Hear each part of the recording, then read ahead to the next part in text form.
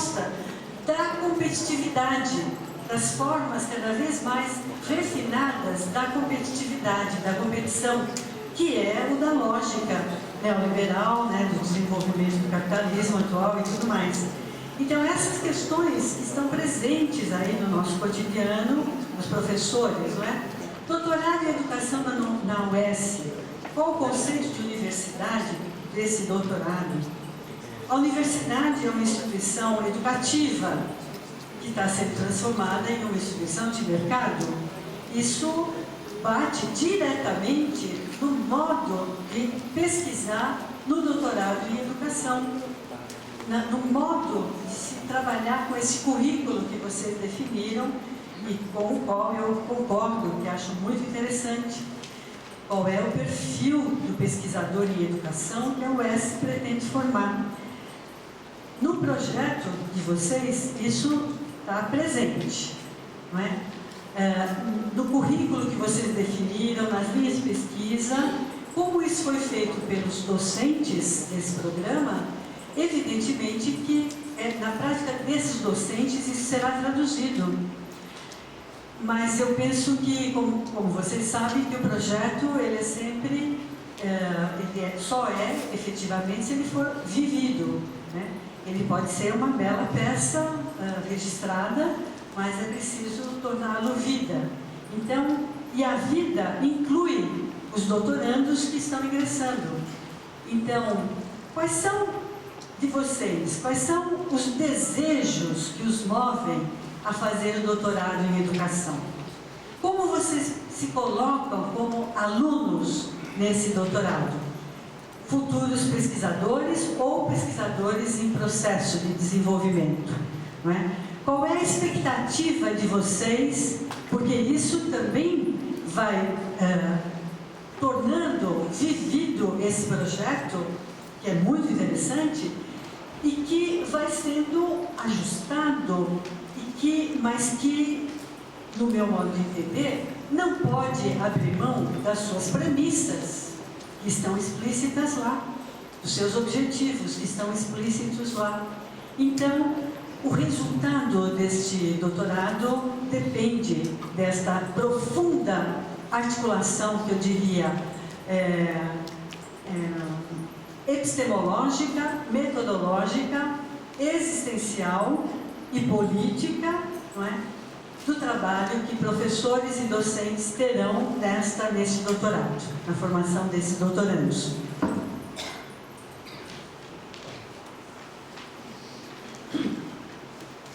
Retomo aqui a frase que está lá no projeto de vocês. Abre-se assim a possibilidade de formação do professor pesquisador, reflexivo, intelectual e crítico. Quanta coisa está dita aqui, não é? E por isso, mais consciente da interlocução política e social com a sua prática docente e seus espaços de trabalho. Então, está aí no projeto de vocês. Eu construí essa minha reflexão, trazendo a minha colaboração, mas no diálogo com o que vocês expressam e que eu considero da maior relevância. Reflexão é uma palavra que aparece com frequência no projeto. Não só nessa frase que está aqui, né, professor reflexivo, intelectual e crítico. Reflexão está presente em vários momentos. O que, se buscarmos aí um detalhamento do entendimento que temos desse conceito, não é? Vamos lá nas raízes do problema. Olha aqui por onde começa a pesquisa e o método. E as raízes do problema. Radical, não é? Rigorosa. Reflexão rigorosa, com método e referenciais teóricos de análise. Uma reflexão radical, rigorosa e de conjunto, ou seja, analisando os determinantes micro e macro do problema que nós estamos investigando. O problema que nós construímos, a problemática, ao definir a problemática, você está dizendo o quê? Você está explicitando qual é o problema, qual é a situação que você espera superar, qual é a dificuldade que está na realidade, no mundo, em todas as áreas, que precisa ser superada para que a realidade seja uma realidade humana, de melhor qualidade. Então, a superação, ela, ao explicitar essa reflexão radical, rigorosa e de conjunto, eu estou situando a ciência na existência, a ciência do mundo, a ciência, a produção de conhecimento frente aos problemas que a humanidade está vivendo, que vão apontando cada vez mais questões que dizem respeito ao currículo. Por que ele tem que quebrar as fronteiras entre as disciplinas? Porque os problemas, na sua complexidade, estão mostrando que é preciso uma produção que dê conta dessa complexidade radical, rigorosa e de conjunto. Está aqui a base da metodologia científica, não é? Veja, é a reflexão que vai conhecer por que o problema é problema, como que ele surgiu e por que é preciso superá-lo. Você já vai misturando a análise de conjunto, não é? Como que você traz isto rigorosamente, lembrando que se o conhecimento é produzido historicamente, então tem os referenciais que já vieram antes de mim que me ajudam. É aí que a teoria é fundamental, né, nesta relação. Essa expressão radical, rigorosa e conjunto, que foi bastante desenvolvida pelo Deneval Saviani, que por sua vez trouxe da contribuição do Álvaro Vieira Pinto e do Vasquez, não é? Essa compreensão que, na verdade, nós estamos falando aqui da praxis do pesquisador, não é? E a reflexão radical, rigorosa e de conjunto, com compromisso, indicando claramente as ações necessárias para a superação das desigualdades, qualquer que seja a área em que você está mexendo. Portanto, se no programa de pós-graduação em educação vocês estão atraindo colegas de outros cursos da universidade que não são estrito sensu da área da educação, então vocês têm um enorme desafio e um enorme compromisso aí, que é de trazer as problemáticas dessas áreas, da medicina, das áreas biológicas, das áreas da física, das exatas, enfim, das engenharias, para esta compreensão do que é ser profissional dessa área no mundo hoje. Por sua vez, esse docente que está aqui, ele está trabalhando num curso de física, ele é professor em curso de física. Qual é o sentido e o significado do curso de graduação para esse professor? Qual é o sentido e o significado da física na formação desse aluno que está na graduação?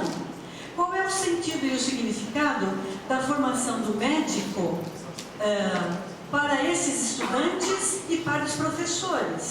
Que médico nós queremos formar?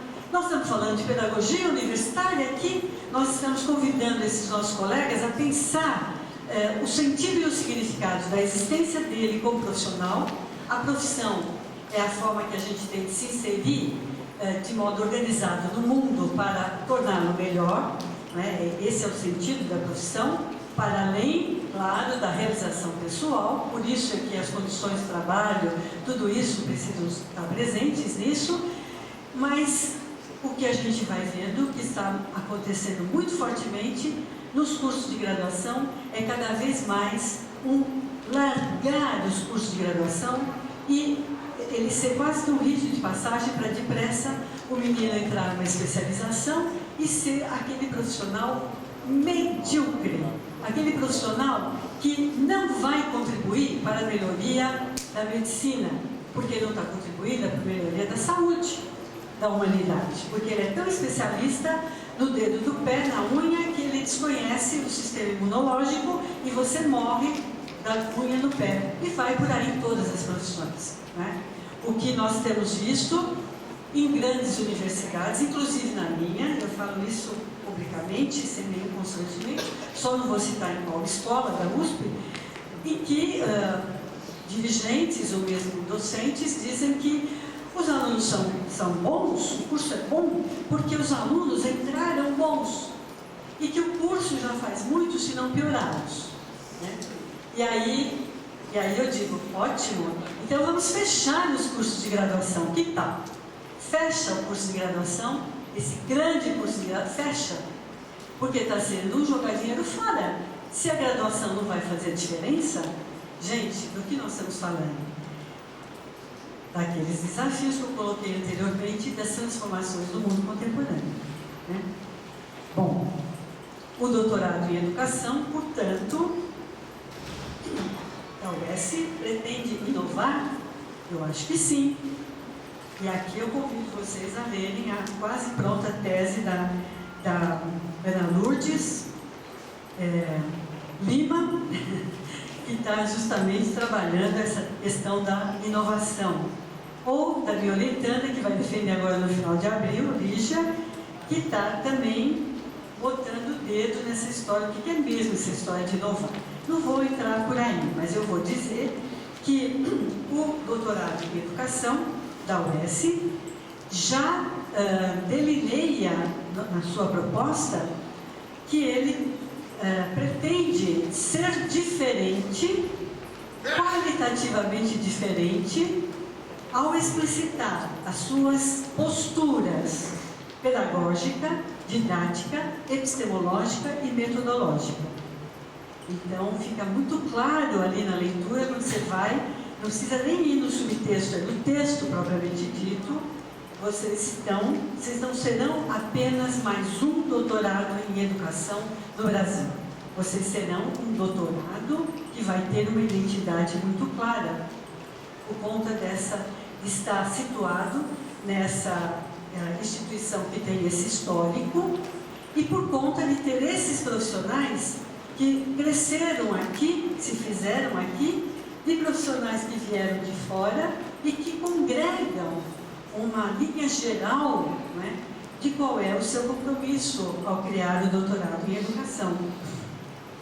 Portanto,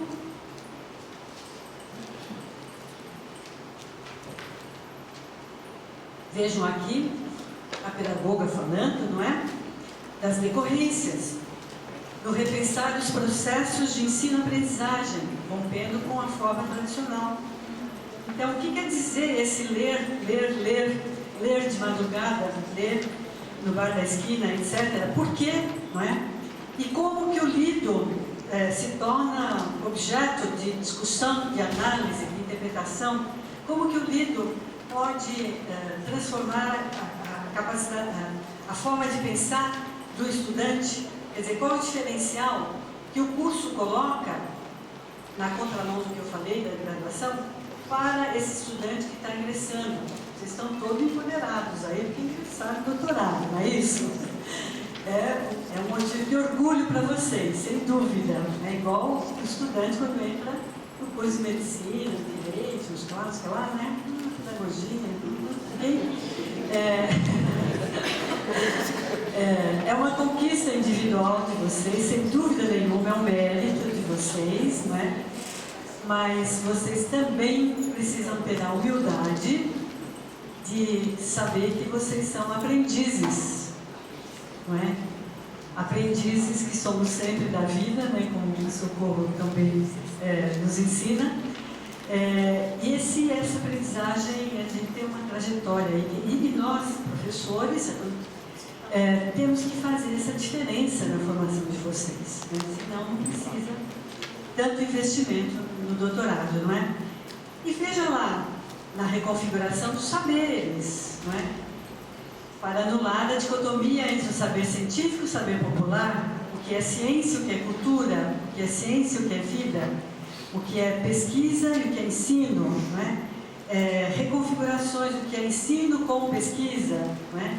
E o que é pesquisa com ensino. Veja que eu estou aqui brevemente mexendo em algumas questões que são muito fortes na universidade, não é? A relação de teoria e prática, objetivando a praxis, é mesmo isso, não é? A gestão participativa, na qual se pressupõe que os sujeitos do processo inovador são protagonistas das experiências em todos os momentos desde a concepção até a análise dos resultados, né?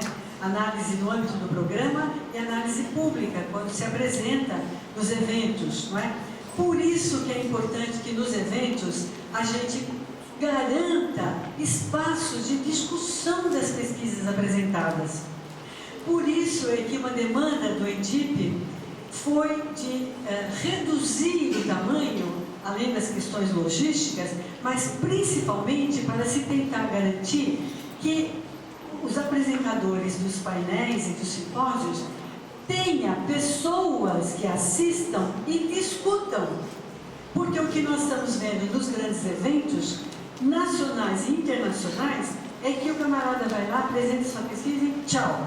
E, às vezes, tem uma pessoa ou duas na discussão, né? Então, tem algo de errado nessa publicação dos nossos temas, não é?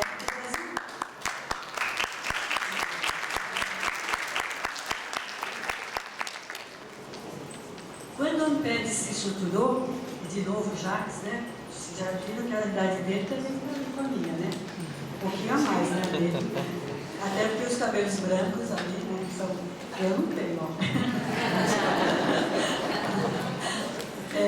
Quando nós começamos a constituição da Amped, lá nos anos 70, final dos anos 70, com a criação dos programas de pós-graduação, as nossas teses a gente fazia o que a gente chamava de revisão da literatura e a revisão das teses.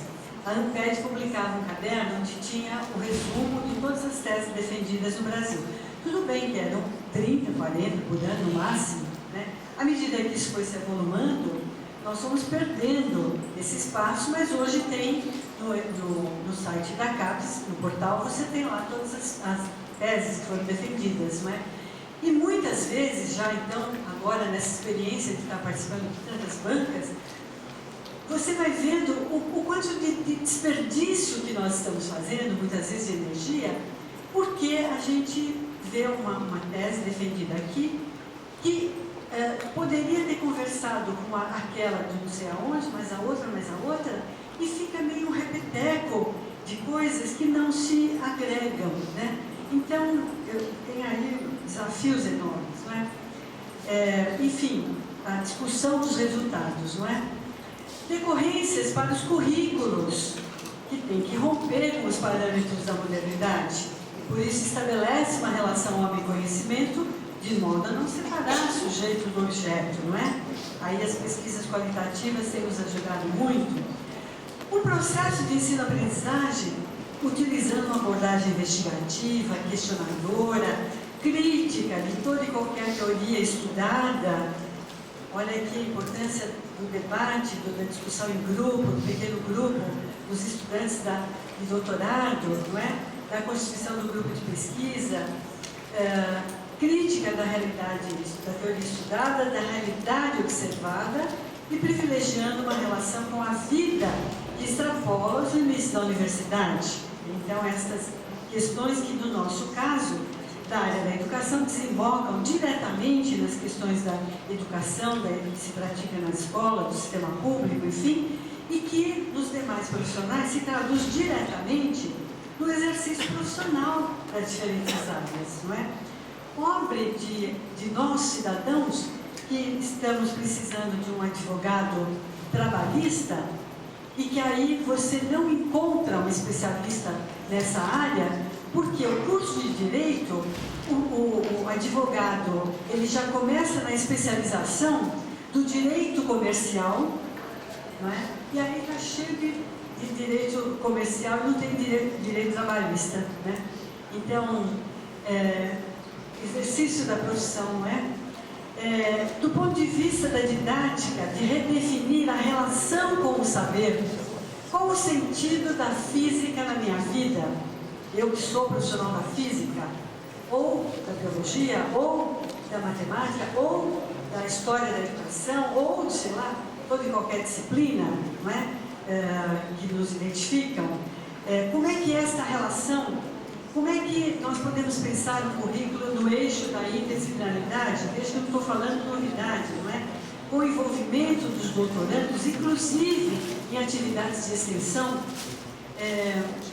Os programas de pós-graduação, inclusive o meu, nós temos também nos preocupado fortemente com a extensão do conhecimento, via os congressos e tudo mais, e muito pouco na extensão que envolve outros segmentos da sociedade.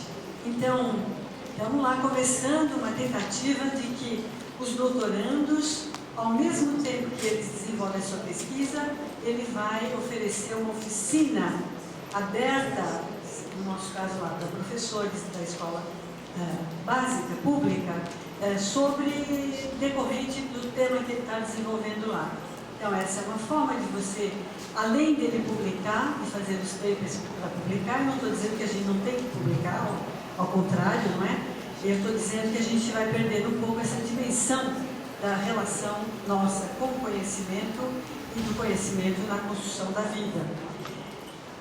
E essa relação visa uma aprendizagem voltada na perspectiva da construção do conhecimento dos sujeitos e da construção do conhecimento no seu vínculo com as transformações sociais, né? Enfim, eu estou aqui colocando nessa parte final e deixando em aberto algumas questões que me surgiram do meu próprio trabalho, que eu percebi que eles estão presentes fazendo a interlocução com o doutorado, que ora se inicia, e com as perspectivas que esse doutorado e o diferencial que esse doutorado pode ter a partir desse seu projeto político-pedagógico. Então, estão aqui muitas questões em aberto, porque eu achei que esse diálogo meu com vocês seria por aí. Poderia adentrar na sequência, discutindo mais as questões da graduação, mas eu não vou fazê-lo, porque quero privilegiar o momento de a gente poder fazer um debate entre nós. Paro por aqui, portanto, peço a Socorro que venha aqui para mediar a discussão e agradeço mais uma vez imensamente a atenção de vocês nessa escuta e na responsabilidade que vocês me atribuíram desta honra de fazer esta aula inaugural. E aí,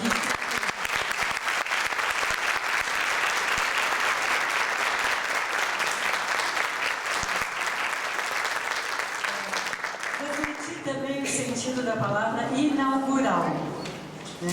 Inaugural começa, né? Inaugura, começa.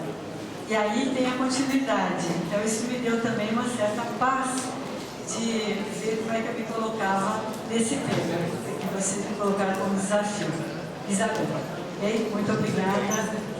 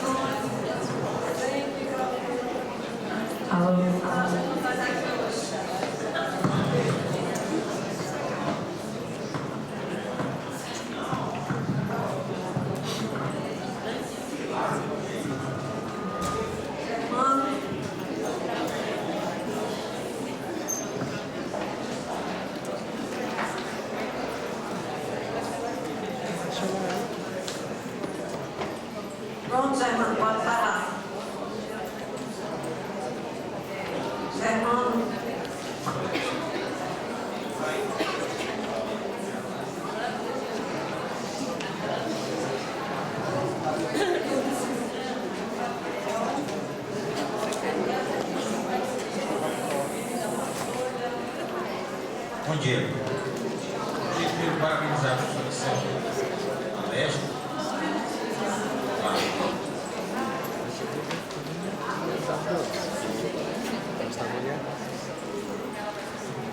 Professora, são duas situações que venho trabalhando com meus orientandos aqui no PPGE, e a gente vem encontrando, através das pesquisas que vem realizando com professores universitários, diversas instituições universitárias. Duas situações que envolvem a didática e prática de ensino. A primeira, os professores que nós estamos trabalhando, muitos deles, eu não gostaria de dizer o percentual aqui, mas muitos deles não fazem o que normalmente é algo que a área de didática trabalha quando vai formar professores de ensino superior. Por exemplo, detectando que esses professores não têm tempo, não destinam tempo específico e não realizam o planejamento de suas aulas.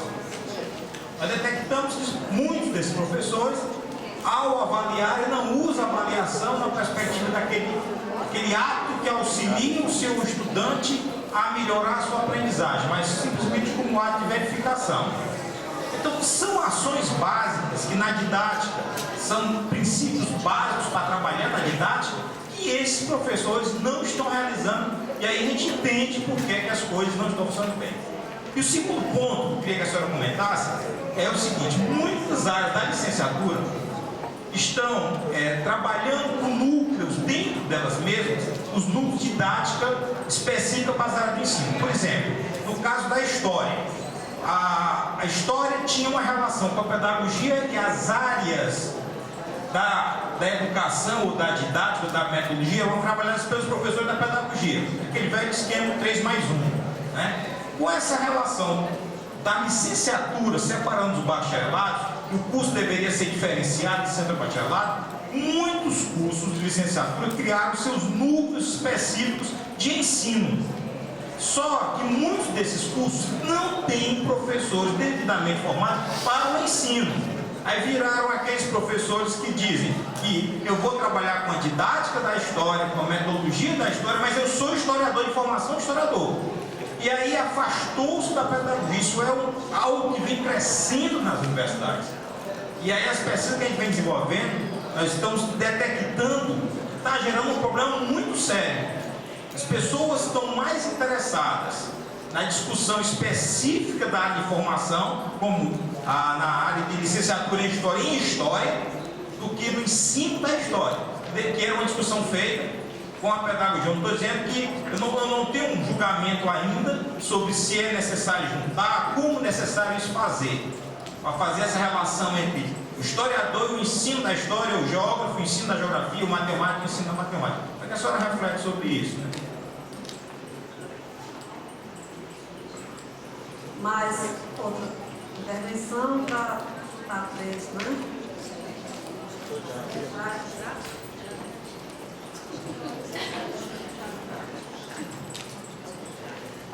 Uma fala muito rápida.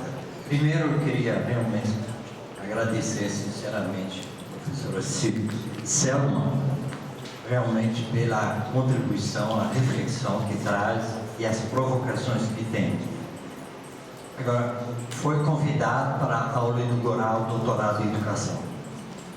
O tempo todo eu senti que você falou a partir da sua epistemologia da prática que se manifestou aqui na UES no início do mestrado. De modo que tudo que eu ouvi de você, eu estava ouvindo como aula inaugural do mestrado, porque efetivamente você fez referência ao doutorado, não é uma crítica que eu faço, você falou como docente da sua experiência, e é o convite que foi feito por você nessa parte, é o convite para os mestrandos chegar ao doutorado. Muito obrigado.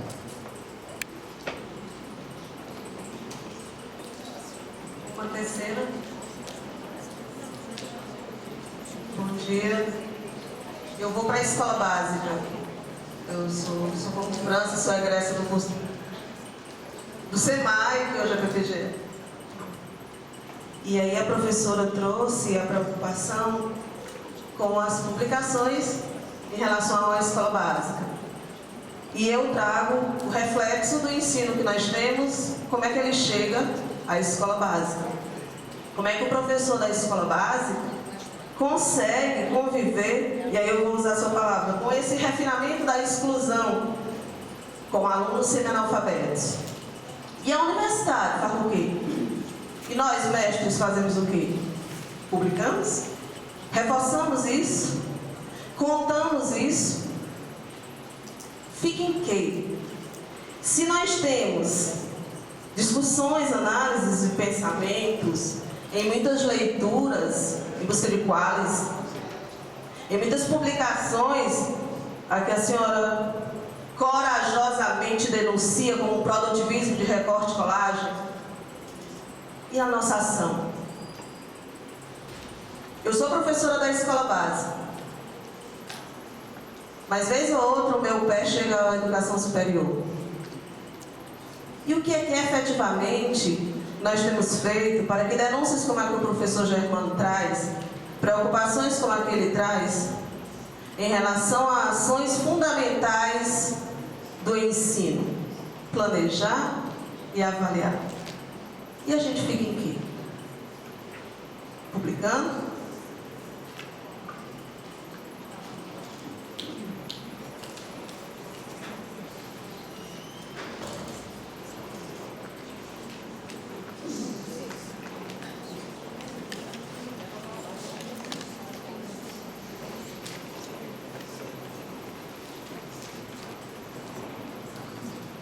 Ok, obrigada, os colegas. Bom, começando com as questões que o professor Germano nos traz, você denuncia uma situação que está muito presente no nosso país como um todo.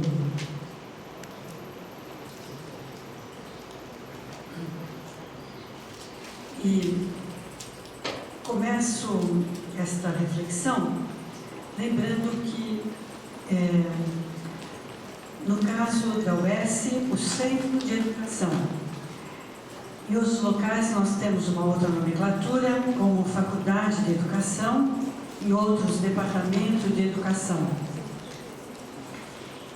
E tem aí um problema nessas instituições, é que elas praticamente oferecem como curso uma graduação que é o curso de pedagogia. E aí elas estão no centro do furacão dos problemas desse curso no nosso país, que se tornaram efetivamente, depois das diretrizes curriculares nacionais de 2006, se tornaram licenciatura para formar professor para a educação infantil e os anos iniciais do ensino fundamental 1 e 2. Ou seja, você não tem mais, ou não tem mais não, porque antes também acho que não tinha, mas ficando na situação atual, estas instituições, elas não têm desenvolvido essa relação com as outras áreas da docência, especialmente a do ensino superior.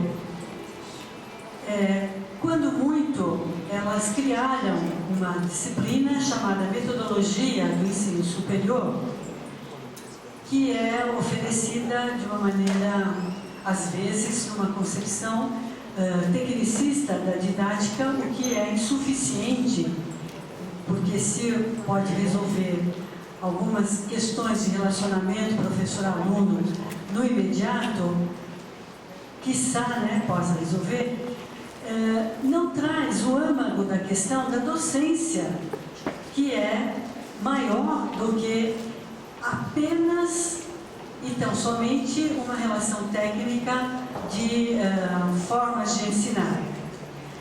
Como eu tentei apresentar, na minha concepção, a docência, e como vários autores também têm desenvolvido nessa direção, a a docência, ela envolve o conjunto da situação de ensino e aprendizagem.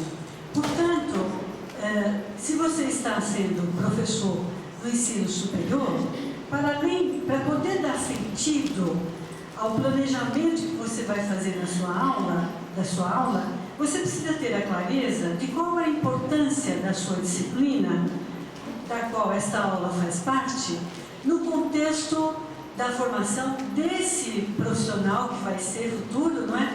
Das diferentes áreas.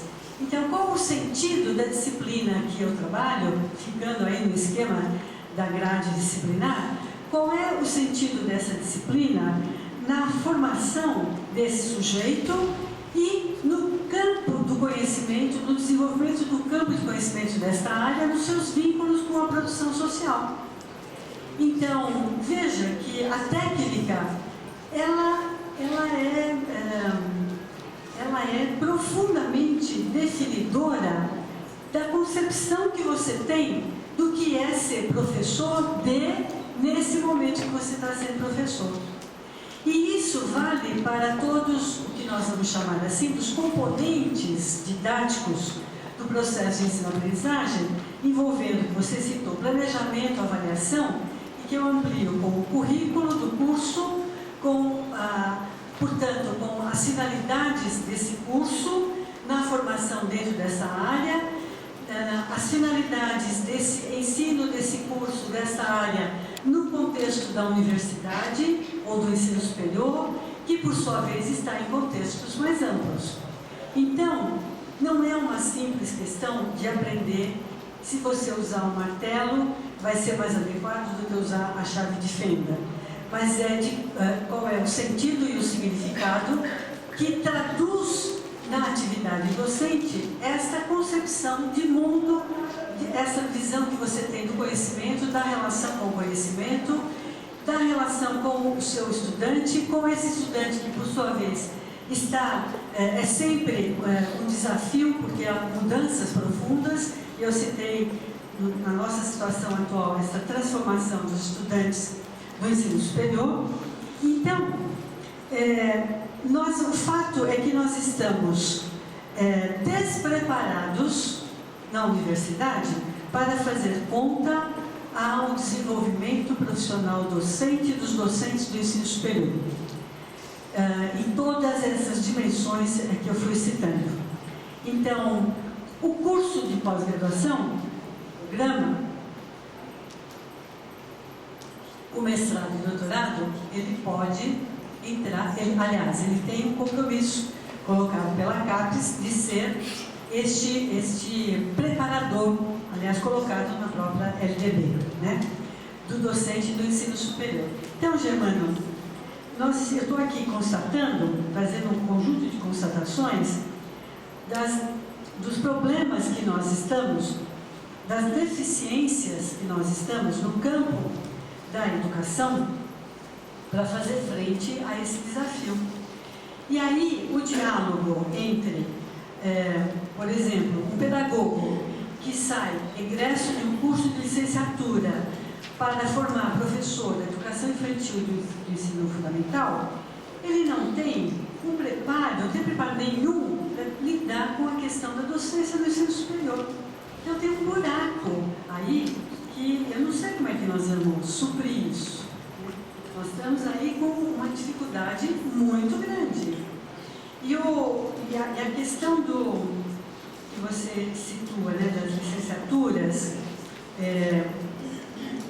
está nesse contexto. Eu também tenho acompanhado cursos que, por sua conta e risco, estão enfrentando as questões do ensino dele. Você citou o ensino de história, né? Nem sempre encontrando interlocução com outros profissionais da área da educação que poderiam ajudar nesse processo, né?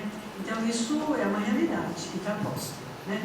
Agora, eu vejo que o curso de doutorado, ele pode e deve colocar isso como uma questão e ver como é que ele vai dar conta de apresentar propostas. nessa perspectiva, considerando essa realidade que nós temos. Né? Não adianta ficar batendo na porta do curso de pedagogia, porque não vai dar conta de fazer essa formação. À exceção de um ou outro profissional que ali está, que por opção pessoal, por escolha de pesquisa a ser feita, enfim, adentrou nessa seara. Isso ocorre. Há muitos colegas que estão nos cursos de pedagogia que têm desenvolvido essa perspectiva de trabalho conjunto com os outros cursos da universidade. Né? Mas é o problema que nós estamos, sem dúvida nenhuma. Da Socorro França, eu acho que você faz um depoimento, quase que um desabafo junto comigo, não é? Sobre essa questão. Não, pera só um pouquinho, deixa eu falar ainda mais uma coisa na questão do Germano. É que, o seguinte, Germano, também os cursos de pós-graduação em educação no Brasil, você vai percebendo uma significativa ausência dessa preocupação. Então, por isso que eu estou colocando aqui no inaugural uma perspectiva, uma possibilidade, não é, que possa ser, inclusive, um diferencial deste programa em relação a tantos outros da área da educação. Não é? Você tem muita dispersão nos programas, enfim. Mas, na Socorro França, como eu dizia, eu vejo que você faz um desabafo junto comigo e que é por onde que nós vamos, qual é a brecha, né, que a gente vai conseguir mexer nisso. Né? Eu fiz referência a um dos eixos do EDIB anterior, em que nós procuramos, vamos dizer assim, recuperar no nível macro educacional de definição de políticas, no âmbito de secretarias de educação e de órgãos de governo, as possibilidades de colegas que encaminharam a sua gestão na direção da valorização do trabalho docente, foi uma perna importantíssima, não é, esta, e valorização entendendo que o docente da escola básica, ele precisa ter salários adequados e condições de trabalho adequadas. E aí você tem um conjunto de produção de conhecimento na área do trabalho docente que sustenta essa perspectiva. Então esse é um dos eixos, né, dessa problemática. A meu ver, é um dos mais importantes.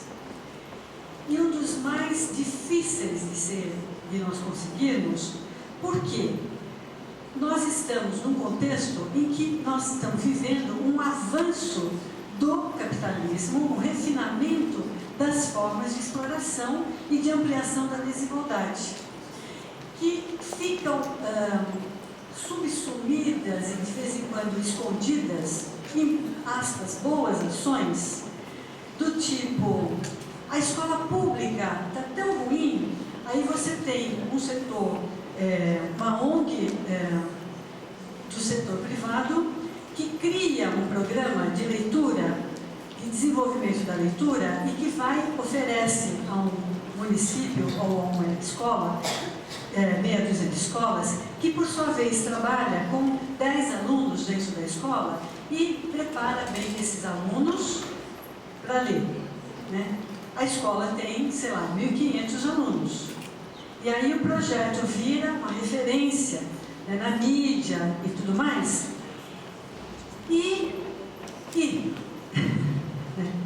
Então, a gente vai entrando, quase que sem perceber, nessa falsa ideologia que vai melhorando e que a culpa de estar ruim é de quem está lá, é do sujeito e principalmente do professor. Por outro lado, você vai tendo também a clareza de como foram constituídos esses professores, como eles foram sendo formados.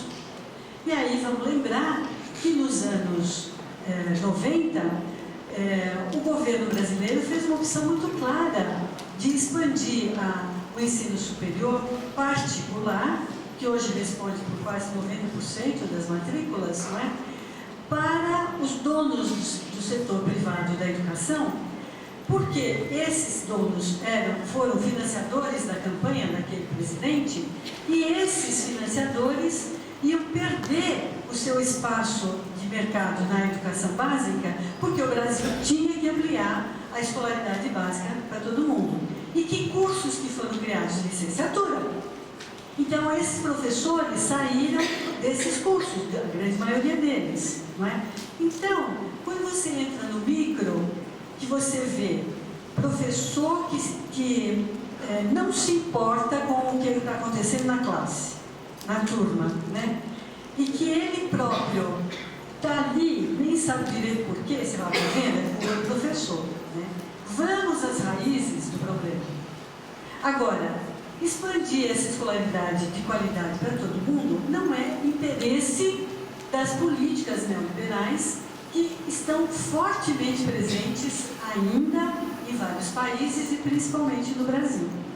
Então, como é que a gente se situa nisso? Nós estamos remando contra uma maré que é muito forte, certo?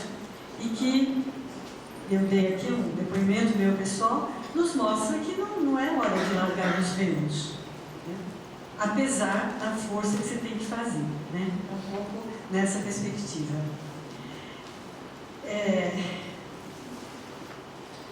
Não vou estender aqui, mas nós desenvolvemos algumas pesquisas que a gente chamou de colaborativa com professores da escola, que foram fortemente apontaram, né, para possibilidades nesta relação da pesquisa qualitativa com escola, né, programas de pós-graduação. Enfim, é possível. A questão do JACS, eu não sei se eu compreendi bem, vou traduzir como eu compreendi. Você fez uma observação crítica à minha fala de que eu fui convidada para fazer a abertura do doutorado e falei como se eu estivesse abrindo um mestrado. Foi isso? Ao contrário. Então, não entendi. Eu não entendi o espírito. O espírito era apenas de, como você salientou muito, os objetivos do doutorado, a importância do doutorado, o que o programa de doutorado pretende. Só chamei a atenção para os mestrandos, para estão entrando no programa onde estão incluídos. Ok. Evidente. Bom, ok, obrigada. Está vendo? A nossa verdade aqui é que a gente pode conferir assim como eu fiz agora. Veja, eu centrei fogo mesmo nos doutorados, que eu estou sabendo que o caminho dos mestrados daqui é para, o desejo é esse de ingressar no doutorado, que é absolutamente legítimo, né, do ponto de vista institucional e individual, pessoal, sem dúvida nenhuma. Agora, tudo que eu falei vale para o mestrado.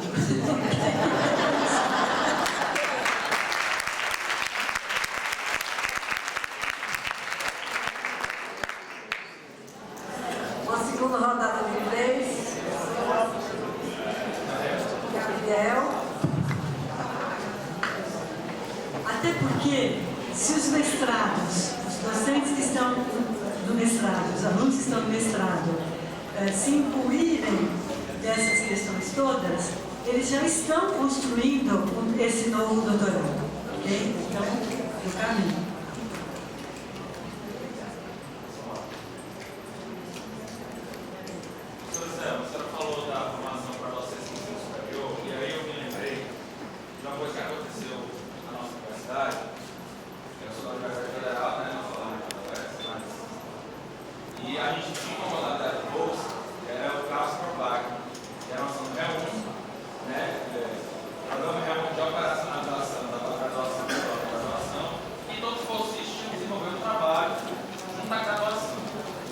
O que aconteceu, assim,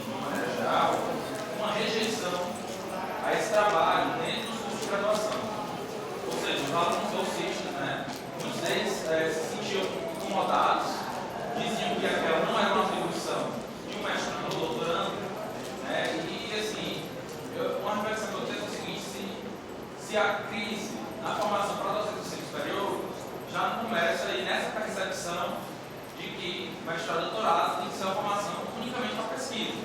E não tem que haver essa interferência ou essa intervenção, melhor dizendo, nos cursos de graduação, né? Aí eu queria que a senhora também comentasse um pouco sobre qual o impacto dessas políticas institucionais dentro da formação para a docência do ensino superior. Ok, obrigada, Gabriel.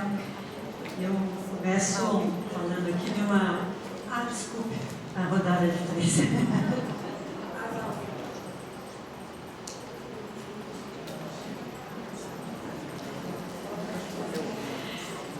Eu falo de uma experiência que eu vivenciei na Universidade de São Paulo. Em 1998 foi criado um chamado PAI, Programa de Aperfeiçoamento do Ensino, e que o modelo serviu um pouco para essa definição do estágio de docência da CAPES, né, em relação aos programas de pós-graduação. E naquela época, eu, em 2002, 2003, eu estava como diretora da Faculdade de Educação. E nessa condição eu fui convidada para uma solenidade de formatura de um dos institutos da área da saúde, biológicos, e que era uma festividade de formatura. E como a Faculdade de Educação era responsável pela parte da licenciatura, então eu compus a mesa com a diretora do instituto e tudo mais, né?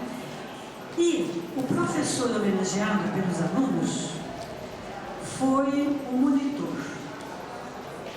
Ou seja, um estudante, né, como o melhor professor que eles tiveram. Bom, aquilo causou, né, um incômodo, né, e a então diretora da faculdade não perdeu a oportunidade. Eu não tinha nem perspectiva de ser pró-reitora de graduação, porque isso aconteceu na minha vida, enfim, meu projeto não...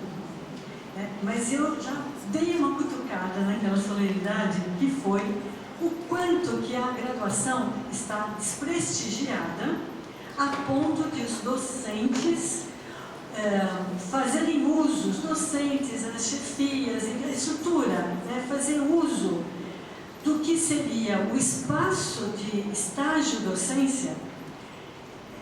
O professor larga a mão do curso e deixa o curso na mão do estagiário, né? Ou seja, ele torna o estagiário um empregado dele, sem remuneração. E ele está ocupado, entre outras coisas, em ficar na sua sala para escrever os papers.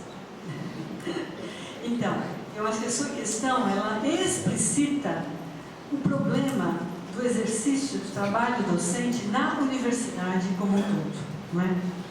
E que eu acho que, quer dizer, nós professores da universidade não somos um modelo de professor, um exemplo de professor, não, nada disso. Quer dizer, as dificuldades que estão presentes na educação básica também estão presentes com outras feições no ensino superior, né?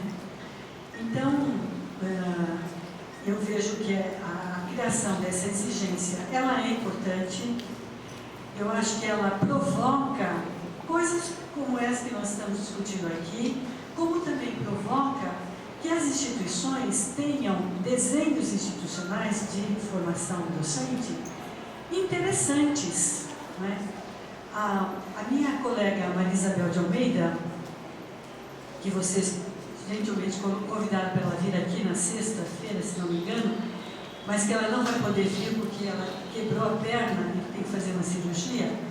Mas a Bel, que é minha colega, companheira de coordenação do GPF, junto com o Fusari, ela publicou um livro recentemente que são de experiências institucionais de docência no ensino superior, né?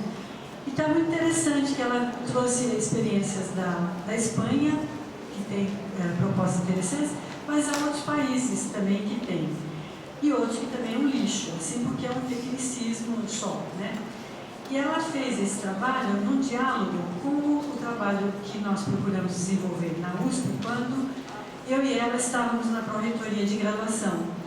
E que ela era minha assessora, e que a gente mexeu com uma iniciativa que já havia e levamos adiante até um certo ponto, que foi o tempo da gestão, institucionalizamos o programa, enfim, mas a gente também mexeu com outras coisas. Por exemplo, na USP há uma comissão que chama Comissão Especial de Regime de Trabalho, que faz a avaliação dos docentes a cada 3 anos. Então, para você ter autorização para isso, para aquilo, tem que, ou depois do estágio probatório de 6 anos, quando a pessoa entra. Quando a gente pegou as diretrizes lá, os requisitos que eram avaliados, tinha um requisito entre 30, um critério entre 30, que era referente à docência. O restante, os 29 restantes, era tudo de pesquisa, só pesquisa e publicação, portanto, né? Então, nós fizemos um trabalho político por dentro da reitoria, que até o cargo de poder me deu essa condição, de alterar essa regra. E nós trouxemos 18 critérios dentre os 30, que foi negociado, aí depois reduziu para 15, mas ficou bom, porque passou de 1 para 15. Porque, se não mexesse ali, qual é o estímulo que os docentes da USP têm para desenvolver-se como docente universitário, né? Então, isso foi uma coisa, assim, que fez a diferença, né? Ao mesmo tempo, a gente entrou com o programa nosso de pedagogia universitária, que foram cursos e seminários e publicações. E o programa Ensinar com Pesquisa, que foi valorizar os docentes que faziam as suas pesquisas no ensino de graduação. E isso tudo com aporte financeiro para publicar, para divulgar, para ir no exterior, apresentar, etc, etc. Ou seja, a gente entrou na lógica, porque não é para jogar fora essa cobrança, mas entrou na lógica de como é que se pode valorizar a docência, né? Bom, isso, se considerar que a universidade tem cerca de 6 mil docentes, nós trabalhamos intensamente com cerca de 500, quer dizer, menos de 10%, né? O programa continua, então a semente está lá, né? Mas eu acho que a gente está já com temos grupos de pesquisadores no Brasil, a Ilma Veiga é uma delas, a Mabel Cunha é outra, que agrega grupos de pesquisadores com propostas interessantes, né, de experiências de docência na universidade. Então, eu acho que tem aí esse campo aberto, né? Agora, isso também precisaria ser discutido com os próprios estudantes de graduação, não é? Porque, veja, né, o que eu estudei, quando eu estava na corretoria, desculpe de falar tanto da minha experiência, mas ela me constitui, né? Mas, assim, nos movimentos de greve dos estudantes, que eles estavam pondo fogo, de fato, na reitoria, então, em que a gente fazia reuniões com eles e tudo mais, né? Uma vez eu estava no México, tinha que voltar correndo, porque, né, tinha lá ameaça para fogo. Eu, lá no meio da fogueira, sentei com os manifestantes, eu quero ver quando que vocês vão fazer o movimento de pôr fogo nessa universidade para que o ensino de vocês seja de melhor qualidade. Aí vocês podem me contar que eu vou de porta-estandarte nessa luta de vocês, né? Porque os estudantes também, né, têm uma acomodação que eu vou brincar aqui com a dupla que fez aqui, né, mas vocês viram que eles destacaram estuda. O doutorado tem que estudar. Os estudantes de graduação, ele vem para a universidade com N representações do que é ser aluno da universidade. E quem é que discute com eles o que é ser aluno da universidade? E que eu estou dizendo para vocês, a discussão que vocês têm que ter com o que é ser aluno do doutorado e do mestrado em educação na UES, né? O que isso implica, né? Porque se o estudante não cobra também, fica tudo como dantes no quartel de Hernandes. Vai tudo se ajeita assim, né? Feito gelatina, né? Se ajeita. Então, você vê que são muitas frentes de a gente mexer, né? Então, terminando aqui, a professora Isabel quer dar uma palavrinha e depois a Selma se despede.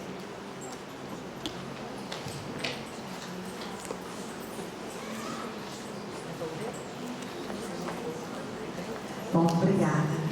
Professora Selma, primeiro eu queria parabenizá-la pela sua fala, agradecer, sobretudo, considero as suas ponderações pertinentes, muito férteis para nós nesse momento que estamos começando a implantação do curso de doutorado e que estamos nos firmando com um programa completo com mestrado e doutorado. A meu ver, a sua fala traz uma reflexão que precisa fazer parte do nosso cotidiano e das nossas práticas, que é tornar vivo, efetivamente, aquilo que está escrito no nosso projeto, né? Foi um projeto feito às muitas mãos, muito intensivamente, mas nós precisamos sim aprender como é que na prática nós vamos costurar aquilo que está ali posto. E isso, como diz Socorro, é só fazendo mesmo, sofrendo, que a gente vai conseguir. Por isso eu queria agradecer, considero suas ponderações assim um presente para todos os professores, para todos os mestrandos e doutorandos que hoje começam essa caminhada conosco. Bom, além disso, eu queria também convidar, lembrar os nossos alunos, né, na turma 2013, 2012, 2011, que nossas atividades permanecem, né, continuam durante toda a semana. Nós temos o folder hoje às 2 horas, nós temos já um momento no auditório do Centro de Educação, lá mesmo no nosso programa. E por último, né, queria fazer um registro que eu deixei de fazer na minha fala, em relação aos professores que compõem o nosso programa. Queria agradecer de público aos professores, especialmente aqueles que puderam estar aqui, nesse sentido destacar a presença da professora Ana Inês, professor João Batista, professor Alves, professora Marcília, professor Germano, professora Fátima Leitão, professor Jacques Terrian, Silvia, Ocean, o Heraldo que esteve aqui até há poucos instantes, professora Marina que está ali atrás, né? Professora Silvina que já saiu, professor Heraldo já saiu há pouco, professora das Dores, a Betânia que estava aí há pouco, enfim, a todos que puderam comparecer e aqueles que justificaram que não poderiam estar aqui nessa manhã por compromissos anteriores. Então, muitíssimo obrigada por tudo, pela colaboração, e eu digo sempre, como disse o Jackson, né? Todos somos coordenadores desse programa, porque somos um grupo pequeno e junto é que nós somos o que somos. Sozinho não se faz verão. Era só isso. Muito obrigada.